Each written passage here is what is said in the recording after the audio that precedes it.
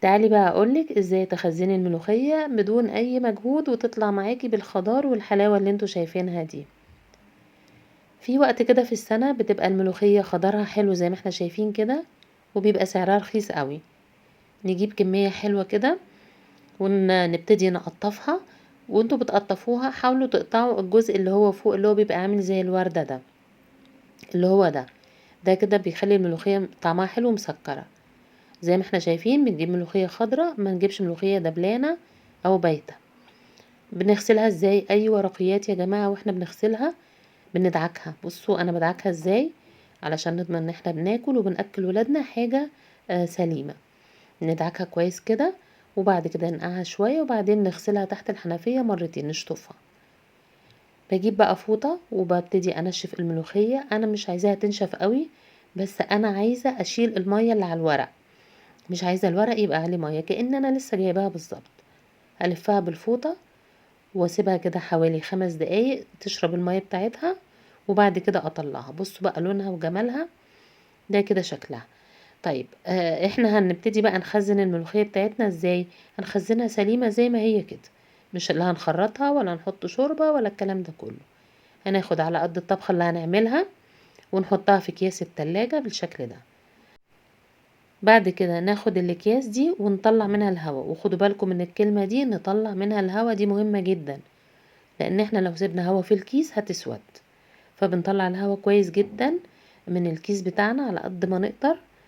وبعد كده بناخد بقى الاكياس بنربطها وبنحطها في الفريزر. لو في ديب فريزر بيبقى احسن، لان بتبقى نسبة التجميد او درجة التجميد فيه بتبقى اعلى من فريزر التلاجة العادية. فهنربط بقى الاكياس بتاعتنا ونشيلها في الفريزر او في الديب فريزر. وهوريكم واطلع لكم كيس واوريكم قدام عينيكم بعد ما اتجمدت بقت عاملة ازاي.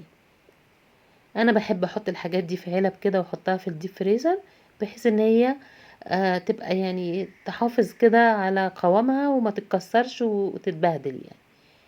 بصوا بقى بنطلع الكيس وهو مجمد، اوعوا تسيبوه يفك يعني، وهو مجمد بالشكل ده بنطلعه وبنكون حاطين الشوربة على النار. انا هنا بخرط الملوخية على ما الشوربة تغلي. طبعا لو عندك كبة اعمليها فيها. انا عندي كبة، بس انا الملوخية بالنسبة لي يعني مخرطة، ما بحبش اعملها في الكبة خالص. بحس ان طعم الملوخية، مش عارفة سبحان الله، بحس ان طعم الملوخية في المخرطة بيبقى مختلف عن الكبة. معرفش ده احساس بقى ولا انتوا كمان يعني، قولوا لي رأيكم بقى في الموضوع ده. هنخرط الملوخية. بصوا زي ما احنا شايفين كأننا لسه جايبينها بالظبط. طبعا الشوربة بتاعتي بقى خلاص غليت. هروح ساقطة الملوخية فيها واحطها على النار، يا دوب تغلي غلوة تقلب كده وانزلها من على النار. ما نسيبش الملوخية تغلي يا جماعة، الملوخية ما بتغليش، يا دوب تقلب كده وانزلها. انا بحب احط في الملوخية حتة توم كده نية قبل ما تغلي، وبعد كده اروح رافعاها بقى على النار. اول ما تغلي او اول ما تفور كده اروح منزلها. اكون طبعا بقى مجهزة الطشة بتاعتها اللي هي التوم وكزبرة طبعا زي ما كلنا عارفين، واروح حطها بقى على الملوخية دي. بصوا لما قلبت كده الخضار بتاعها عامل ازاي، واحط بقى الطشة عليها، وده كده الملوخية بتاعتنا.